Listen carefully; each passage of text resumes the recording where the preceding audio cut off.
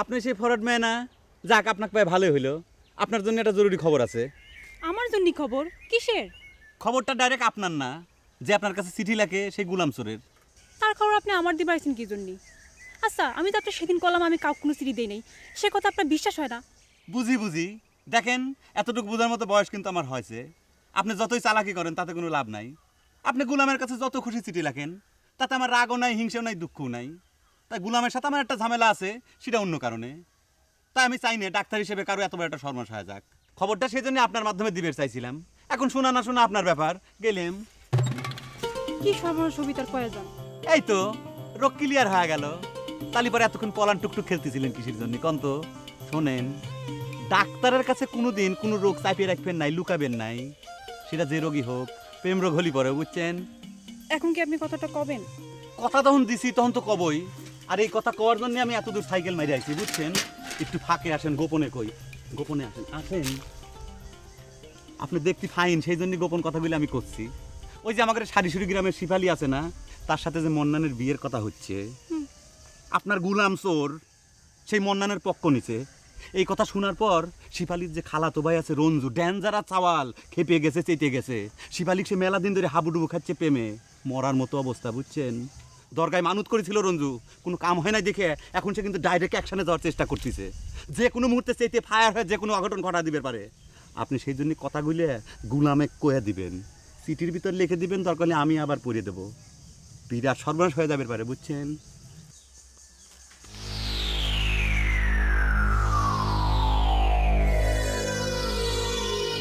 আচ্ছা, এই খবরটা আপনি সারি সুরি গায়ে শোনার পর গোলামেক না দিয়ে এত তোরা আমার দিয়ে পাইছেন কি জন্য? এটা আপনি কি করছেন? ওই গুলাম চোর আমার সাথে যে বেইমানি করেছে, এই কথাটা তো ডাইরেক্ট সরাসরি আমি তাক কব না, সেই জন্য আপনার কাছে কবে রাইছি।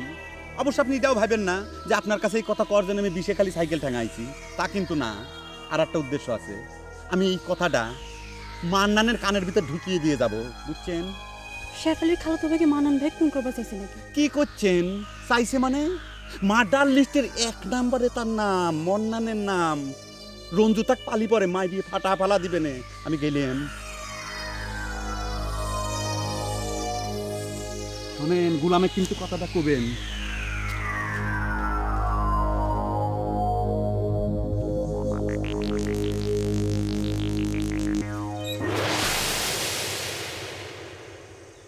এটা কোন ধরনের ব্যাপার হলো ভাই?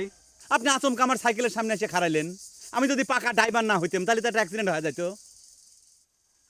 চালাচ্ছু তো একখান ভাঙা সাইকেল, কথাবার্তা করছু ট্রাক ড্রাইভারের মতো। এই তোর বাড়ি কনে, তোর নাম পরিচয় কি? আপনি তো খুবই তুই তুকারি করে কথা করছেন। আপনি কি দা সেই পরিচয়টা আগে দেন, আমি পরিচয় দেবো কিসের জন্য? আপনি তো আমাকে সাইকেল থামায় দাঁড় করাইলেন। ও তাই নাকি?